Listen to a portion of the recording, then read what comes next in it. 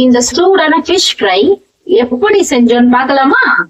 கிச்சனுக்குள்ள போலாம். இப்போ மேரினேஷனுக்காக என்னென்ன ஐட்டம் போடணும்னு பார்த்துக்கலாம். ஒரு சின்ன சைஸ் ஆனியன் ஒன்று, பெரிய ஆனியன் வரும் இல்லையா, பெரிய வெங்காயம் சொல்லுவோம்ல, அது போட்டுக்கோங்க. கொஞ்சம் ஒரு 1/4 டீஸ்பூன் மிளகு, 1/4 டீஸ்பூன் சீரகம், கொஞ்சமா இஞ்சி, ஒரு 4 பல்லு பூண்டு, கொஞ்சம் கறிவேப்பிலை, 1 டேபிள் ஸ்பூன் சில்லி பவுடர். இதை போட்டு நம்ம மையா அரைச்சிக்கலாம். கல் உப்பு கொஞ்சம் போட்டுக்கோங்க, சால்ட் மீனுக்கு தேவையானது.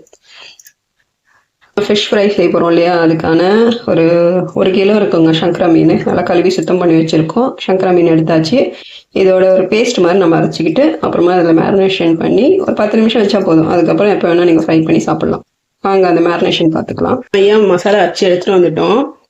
இப்போ நம்ம அதில் போட்டு மேரினேட் பண்ணிக்கலாம் ஃபிஷ்ஷை. ஒரு 10 நிமிஷம் ஊற வச்சிங்கன்னா போதும். அதுக்கப்புறம் நீங்கள் எப்போ வேணால் ஃப்ரை பண்ணுங்கள்.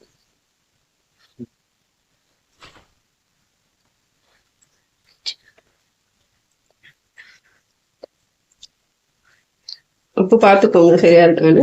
கம்மியாக இருந்தால் போட்டுக்கோங்க. உங்களுக்கு ஸ்பைஸ் வேணும்னா அதுக்கேற்ற மாதிரி நீங்களும் அட்ஜஸ்ட் பண்ணிக்கோங்க. காஞ்சிச்சு, நம்ம எண்ணெய் போட்டுக்கிட்டு மீனை பொரிச்சிடலாம்.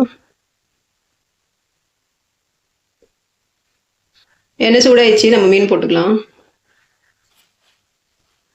ஒன்றுன்னா போட்டுக்கலாம் மெதுவாக.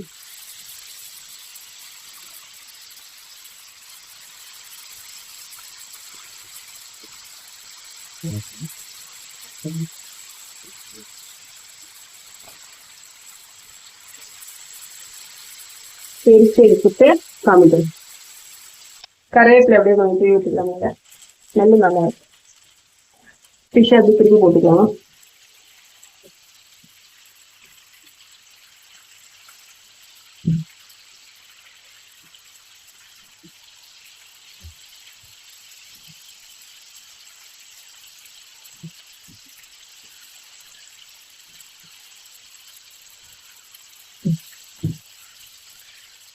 wanted tukaiki இன்னொரு துக்காது ஒரு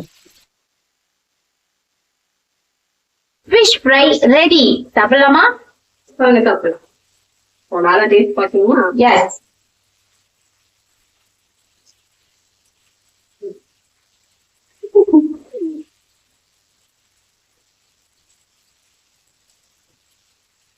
அச்சா बहुत अच्छा.